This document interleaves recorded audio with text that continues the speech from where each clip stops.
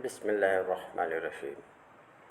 وعن أبي خزامة عن أبيه قال قلت يا رسول الله أرأيت ركا نسترقيها ودواء نتداوى به وتقاة نتقيها هل ترد من قدر الله شيئا؟ قال هي من قدر الله. رواہ احمد و ترمذی و ابن ماجہ. گفتگو تقدیر میں چل رہی ہے، اسی سے وابستہ احادیث ہیں. ابو خزامہ سے روایت ہے، وہ اپنے والد سے روایت کرتے ہیں. انہوں نے کہا کہ میں نے عرض کیا یا رسول اللہ ارأیت رکن نسترقیہا، یا رسول اللہ ارشاد فرمائیں بتائیں کہ جھاڑ پھونک جو ہم کراتے ہیں، رقیہ کی جمع جھاڑ پھونک، سمجھ رہے؟ جھاڑ پھونک جو ہم کراتے ہیں اور دوا علاج جو ہم کرتے ہیں، وتقاتن اور بچنے کی چیزیں جن کے ذریعے سے ہم بچتے ہیں، جیسے بائک چلاتے وقت ہیلمٹ پہنتے ہیں، یہ بچنے کی چیزیں ہیں. جنگ کے وقت ڈھال کا استعمال کرتے ہیں، یہ بچنے کی چیزیں ہیں. تو بچنے کی چیزیں جن کے ذریعے سے ہم بچتے ہیں، حل ترد من قدر اللہ شیئا، کیا یہ چیزیں اللہ کی تقدیر میں سے کسی چیز کو رد کرتی ہیں، ٹالتی ہیں؟ قال ہی من قدر اللہ. اللہ کے رسول صلی اللہ علیہ وسلم نے فرمایا کہ یہ چیزیں جن کے بارے میں تم نے سوال کیا، یہ چیزیں بھی اللہ کی تقدیر سے ہے. مطلب یہ ہے کہ جس طریقے سے اللہ تعالیٰ نے بیماری کو مقدر فرمایا ہے، ویسے ہی اس کی دوا کو بھی مقدر فرمایا ہے. یعنی جس طریقے سے بیماری کو مقدر فرمایا ہے، یوں ہی یہ بھی مقدر فرمایا ہے کہ یہ بیماری ختم ہوگی دوا کے ذریعے سے، یا یہ بیماری یا یہ مرض ختم ہوگا جھاڑ پھونک کے ذریعے سے، یا اس چیز کے ذریعے سے اس چیز سے بچا جائے گا، ہیلمٹ یا ڈھال کے ذریعے سے. تو اللہ تعالیٰ نے جس طریقے سے بیماری کو مقدر فرمایا ہے، بات میں اسی طریقے سے دوا کو بھی مقدر فرمایا ہے. تو یہ چیزیں تقدیر کا حصہ ہیں، یہ چیزیں تقدیر کا حصہ ہیں. بات سمجھ گئے آپ؟ چلیے پھر سے ایک بار ترجمہ سن لیجیے. ابو خزامہ سے روایت ہے، وہ اپنے والد سے روایت کرتے ہیں. وہ کہتے ہیں میں نے عرض کیا یا رسول اللہ ارشاد فرما ارأیت بتائیں کہ جھاڑ پھونک جو ہم کراتے ہیں اور دوا علاج جو ہم کرتے ہیں اور بچنے کی چیزیں بچنے کی چیزیں جن کے ذریعے سے ہم بچتے ہیں، کیا یہ چیزیں اللہ کی تقدیر کو کچھ ٹالتی ہیں؟ قال، تو آپ صلی اللہ علیہ وسلم نے فرمایا ہی من قدر اللہ، یہ چیزیں بھی تقدیر کا حصہ ہیں. رواہ احمد و ترمذی و ابن ماجہ. اس کی روایت امام احمد نے کی ہے اور ترمذی نے کی ہے اور ابن ماجہ نے بھی اس کی روایت کی ہے. وعن ابی ہریرہ قال خرج علینا رسول اللہ صلی اللہ علیہ وسلم ونحن نتنازع فی القدر دونوں لغت ہے. فغضب حتی احمر وجهه حتی کأنما فوقع فی وجنتیہ حب الرمان. فقال ابہذا امرتم ام بہذا ارسلت الیکم انما ہلک من کان قبلکم حین تنازعوا فی ھذا الامر عزمت علیکم الا تنازعوا فیہ. ابو ہریرہ رضی اللہ تعالیٰ عنہ سے روایت ہے، وہ کہتے ہیں رسول اللہ صلی اللہ علیہ وسلم ہم پر نمودار ہوئے اس حال میں کہ ہم لوگ تقدیر کے مسئلے میں بحث کر رہے تھے، جھگڑ رہے تھے۔ ہم صحابہ تقدیر کے مسئلے میں جھگڑ رہے تھے کہ اسی اثناء میں رسول اللہ صلی اللہ علیہ وسلم ہمارے درمیان نمودار ہوئے تو کیا ہوا؟ فغضب، تو آپ صلی اللہ علیہ وسلم ناراض ہوئے، غصہ جس کو بولتے ہیں، تو آپ صلی اللہ علیہ وسلم ناراض ہوئے۔ حتی احمر وجہہ، ناراضگی کی بھی بہت سی قسمیں ہوتی ہے، اس قدر ناراض ہوئے کہ آپ کا چہرہ مبارک سرخ ہو گیا۔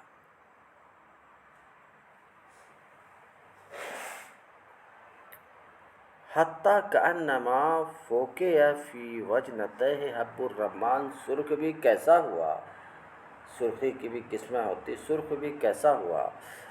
حتیٰ کأنما فوقع، یہاں تک کہ گویا کہ آپ کے دونوں رخساروں میں انار کا دانہ نچوڑ دیا گیا، اس قدر جلال میں، سمجھ رہے ہیں، چہرہ مبارک تمتما رہا اور سرخ ہو گیا اس منظر کو دیکھ کر اور اس بات کو سن کر جس میں کچھ صحابہ لگے ہوئے تھے۔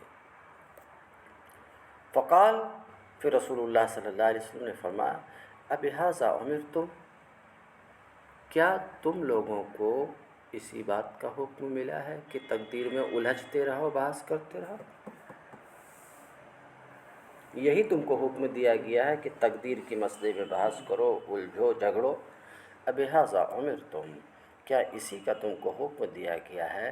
ام بہذا ارسلت الیکم، یا اسی کے لیے مجھے تمہارے پاس بھیجا گیا ہے کہ تم تقدیر کے مسئلے میں بحث کرو اور الجھو؟ انما ہلک من کان قبلکم حین تنازعوا فی ھذا الامر، تمہارے پیشرو، تم سے پہلے جو نبی کے ماننے والے تھے ان میں سے بہت سے ہلاک ہوئے۔ انما ہلک من قبلکم، تم میں سے پہلے وہ لوگ ہلاک ہوئے جس وقت کہ وہ تنازع کیے، بحث کیے، جھگڑے اس معاملے میں، یعنی تقدیر کے معاملے میں۔ عزمت علیکم اللہ تنازعوا فیہ، میں تمہارے اوپر لازم کرتا ہوں، ڈبل بار ہے، میں تمہارے اوپر لازم کرتا ہوں۔ عزمتوں کا معنی لازم کرنا، واجب کرنا بھی، اور قسم دینا بھی۔ میں تجھے قسم دیتا ہوں کیا؟ اللہ تنازعوا فیہ، کہ تقدیر میں بحث نہ کرو، تقدیر کے مسئلے میں بحث نہ کرو۔ اس میں پڑھنا ایسے خطرناک دلدل میں پڑھنا ہے جس دلدل سے نکلنا آسان نہیں ہے۔ اس مسئلے میں بحث بالکل نہیں کرنے کا، سمجھ رہے ہیں؟ انسانی دماغ میں اس کی تہ تک پہنچنے کی قوت نہیں ہے، اور کسی حد تک اگر پہنچے بھی تو اس کو سنبھالنے کی دل میں ہمت و قوت نہیں ہے۔ یہ بہت نازک مسئلہ ہے۔ عزمت علیکم، صحابہ کو کہہ رہے ہیں ہم ان سے بڑھ کر کے تو نہیں ہیں، ذرا بات سمجھو، ہم ان سے بڑھ کر کے تو نہیں ہیں، سمجھ رہے ہیں؟ تو صحابہ کے اوپر واجب کرنا یا صحابہ کو قسم دینا، ہمیں بھی، ہمارے لیے بھی وہی ایجاب یا وہی قسم ہے کہ اس مسئلے میں بحث نہیں کرو۔ بس اتنی سی بات کافی ہے، اللہ نے سب کچھ مقدر کر دیا پہلے سے۔ بہرحال اللہ تنازعوا فیہ، کہ تم اس میں تنازع نہ کرو۔ رواہ الترمذی، اس حدیث کی روایت امام ترمذی نے کی ہے، اور ابن ماجہ نے بھی اسی کے مانند روایت کی ہے، کس سے؟ عمرو بن شعیب سے، عمرو جو اپنے والد سے راوی ہیں شعیب سے، اور وہ اپنے دادا سے۔ وعن ابی موسیٰ قال سمعت رسول اللہ صلی اللہ علیہ وسلم یقول، ابو موسیٰ رضی اللہ تعالیٰ عنہ سے روایت ہے، وہ کہتے ہیں میں نے رسول اللہ صلی اللہ علیہ وسلم سے فرماتے ہوئے سنا۔ سمعت رسول اللہ صلی اللہ علیہ وسلم یقول، میں رسول اللہ صلی اللہ علیہ وسلم سے فرماتے ہوئے سنا۔ کیا سنا؟ ان اللہ خلق آدم من قبضۃ قبضها من جمیع الارض، کہ اللہ پاک نے، اللہ تعالیٰ نے آدم کو ایک مشت خاک سے پیدا کیا، ایک مٹھی مٹی سے پیدا کیا۔ کہتے ہیں قبضها من جمیع الارض، جو مٹی تمام خطہائے زمین سے لی گئی۔ بات سمجھ لیں، اب ایک مشت ہے، ایک مشت، ایک 3 سال کے بچے کی بھی مٹھی ہوتی ہے، ایک ہماری بھی مٹھی ہے، دونوں کی مٹھی تو برابر نہیں ہوتی۔ بات آپ سمجھ رہے ہیں؟ اب وہ کسی کی مٹھی میں 10-20 گرام بھی آتا ہے، کسی میں 1 کلو بھی آ سکتا ہے، کسی میں اس سے زیادہ بھی آ سکتا ہے۔ بات آپ سمجھ رہے ہیں؟ تو بہرحال اللہ کے رسول صلی اللہ علیہ وسلم نے فرمایا کہ اللہ نے آدم کو ایک مشت خاک سے پیدا کیا جو تمام خطہائے زمین سے لی گئی، زمین کے سارے خطے سے گویا کہ اوپری کی پرت کو ایسا کھینچ کر کے نکال لیا گیا۔ سمجھ رہے ہیں؟ فجاء بنو آدم علی قدر الارض، چنانچہ بنی آدم مٹی کے موافق ہوئے ہیں، بنی آدم مٹی کے موافق ہوئے ہیں۔ کیا مطلب؟ سارے خطہائے زمین سے وہ مٹی لی گئی ہے، اور اس کی پیدائش کس سے ہے؟ مٹی سے، اور تمام خطہائے زمین کی مٹی ایک جیسی نہیں ہے، کہیں کی لال ہے، کہیں کی کالی ہے، کہیں کی اجلی ہے، کہیں کی درمیانی ہے، کہیں کی مٹی نرم ہے، کہیں کی سخت ہے، کہیں کی مٹی اچھی ہے، کہیں کی مٹی خراب ہے۔ تو پیدائش اس کی کس سے ہوئی ہے؟ مٹی سے، اور مٹی ان تمام قسموں کی ہے صورت و سیرت کے اعتبار سے۔ صورت تو آپ جان گئے، کہیں کی لال، کہیں کی اجلی، کہیں کی کالی۔ سیرت کہیں کی مضبوط، کہیں کی نرم۔ بات سمجھ رہے ہیں؟ کہیں کی مضبوط، کہیں کی نرم۔ اب دیکھو یو پی کی مٹی دیکھو، بہار کی مٹی دیکھو، ذرا سا 1 منٹ، اینٹ بنتی ہے یو پی میں بھی، اینٹ بنتی ہے بہار میں بھی، سمجھ رہے ہیں؟ یو پی کی اینٹ کو 3 منزل سے بھی گرا دو تو نہیں ٹوٹتی ہے، اور بہار کی اینٹ اگر ہاتھ سے بھی چھوٹ جائے تو ٹوٹ جاتی ہے۔ بات سمجھ رہے ہیں؟ ٹوٹ جاتی ہے۔ اور کرناٹک کی اینٹ تو ذرا سا پاؤں سے ٹھوکر بھی لگ جائے تو ٹوٹ جاتی ہے۔ بات سمجھ رہے ہیں کہ نہیں؟ تو بہرحال مختصر یہ ہے کہ کچھ مٹی مضبوط بھی ہوتی ہے، کچھ نرم بھی ہوتی ہے، کچھ پاک صاف بھی ہوتی ہے، سمجھ رہے ہیں، اور کچھ ناپاک بھی ہوتی ہے۔ تو چونکہ پیدائش اسی مٹی سے ہے، اور مٹی ہر طرح کی ہے، اس لیے انسان بھی یہ تمام انواع اور اقسام کے ہوئے ہیں۔ فجاء بنو آدم علی قدر الارض، چنانچہ بنی آدم زمین کے موافق ہوئے ہیں، منہم الاحمر، کہ بنی آدم میں سے کچھ سرخ رنگ کے ہیں، اور سرخ رنگ کے ہیں، اور گورے رنگ کے ہیں، اور کالے رنگ کے ہیں، اور درمیانے رنگ کے ہیں۔ بات صاف ہے، اس میں کچھ کہنے کی ضرورت نہیں۔ وسالو، اور نرم مزاج بھی ہیں، سخت مزاج بھی ہیں۔ دیکھتے ہیں، سمجھ رہے ہیں؟ اب کچھ لوگ نرم دل نرم مزاج ہوتے ہیں، کچھ لوگ سخت دل اور سخت مزاج ہوتے ہیں۔ اب پتہ نہیں آپ کو کیا اچھا لگتا ہے۔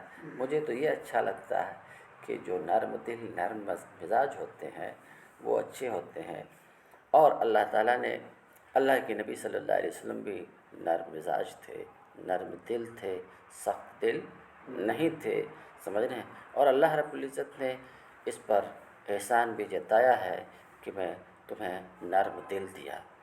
فَبِمَا رَحْمَةٍ مِّنَ اللَّهِ لِنتَ لَهُمْ، اے نبی اللہ کا بڑا احسان ہے آپ کے اوپر کہ اللہ نے آپ کو نرم دل دیا ہے۔ لِنتَ لَهُمْ وَلَوْ كُنْتَ فَظًّا غَلِيظًا، اور اگر کہیں تند مزاج اور سخت طبیعت کے ہوتے لَانفَضُّوا، یہ جو آپ کے آس پاس ہے نا، ٹھہرتے نہیں تھے، بھاگ جاتے تھے، نکل جاتے تھے۔ بات سمجھ رہے ہیں؟ تو بہرحال تو آدمی نرم مزاج بھی ہوتے ہیں اور سخت مزاج بھی ہوتے ہیں، اور برے بھی ہوتے ہیں اور اچھے بھی ہوتے ہیں، مٹی کے موافق۔ رواہ احمد، بات آپ سمجھ گئے، اسی سے سمجھ گئے ہم۔ رواہ احمد و ترمذی، اس کی روایت امام احمد نے بھی کی ہے اور ترمذی نے بھی کی ہے اور ابو داؤد نے بھی کی ہے، بس 270۔ وعن عبد اللہ ابن عمرو قال سمعت رسول اللہ صلی اللہ علیہ وسلم یقول ان اللہ خلقہ فی ظلمہ۔ عبداللہ ابن عمرو سے روایت ہے، وہ کہتے ہیں میں نے رسول اللہ صلی اللہ علیہ وسلم کو فرماتے ہوئے سنا کہ اللہ تعالیٰ نے اپنی مخلوق کو ظلمت میں پیدا فرمایا، تاریکی میں۔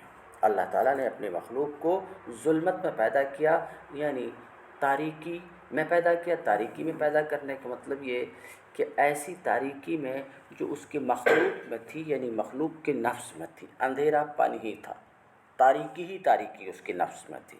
مخلوق سے مراد یہاں پر جن و انس ہے۔ تو اللہ تعالیٰ نے جن و انس کو ظلمت میں پیدا کیا، یعنی اس کے نفس میں اندھیرا ہی اندھیرا اور تاریکی ہی تاریکی تھی۔ پھر کیا ہوا؟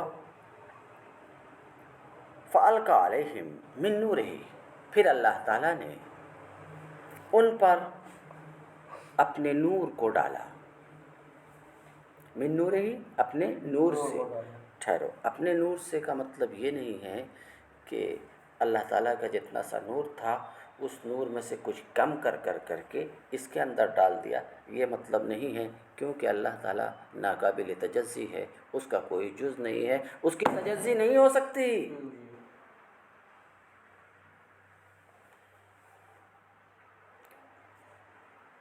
بات سمجھ رہے ہیں؟ تو یہاں پر جو اضافت ہے کہ اللہ نے ان پر اپنے نور سے ڈالا، یہ نور کی اضافت جو اللہ تعالیٰ کی طرف ہے، یہ تشریف اور تعظیم کے لیے ہے۔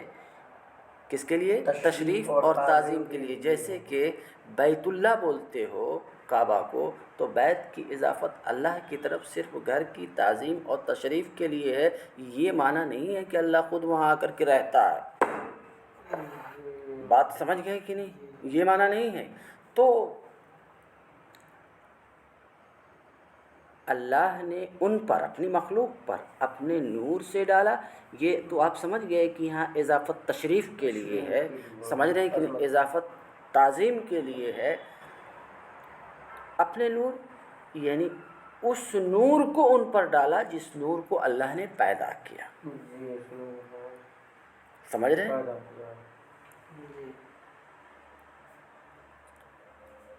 کیوں؟ نور کو بھی اللہ نے پیدا کیا، خلق النور وجعل النور والظلمہ، اللہ نے تاریکی کو بھی بنایا اور نور کو بھی بنایا۔ بات سمجھ رہے؟ تو مطلب انہیں پیدا کیا اور نور کو پیدا کیا اللہ تعالیٰ نے، اور نور کو ڈالا ان کے نفس میں، سمجھ رہے؟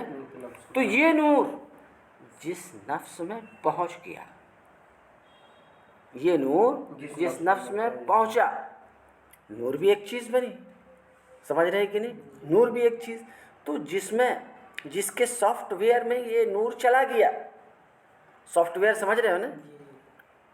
جس کے سافٹ ویئر میں یہ نور چلا گیا وہ راستہ پا گیا، اور جس کے سافٹ ویئر میں یہ نور نہیں پہنچا وہ راستہ نہیں پایا، وہ گمراہ ہوا۔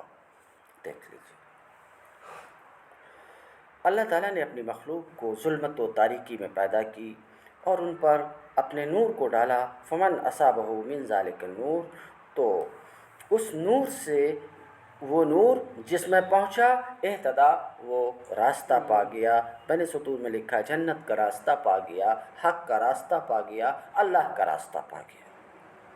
ومن اخطأہ، اور جس تک وہ نور نہیں پہنچا، دل، وہ گمراہ ہوا۔ اللہ کے رسول فرماتے ہیں اسی وجہ سے تو میں کہتا ہوں وہ نور، اس نور سے جسے حصہ ملا وہ راستہ پا گیا، اور جسے نہیں ملا وہ گمراہ، کیونکہ پہلے اس کی خلقت ظلمت میں ہوئی ہے۔ بات سمجھ رہے ہیں؟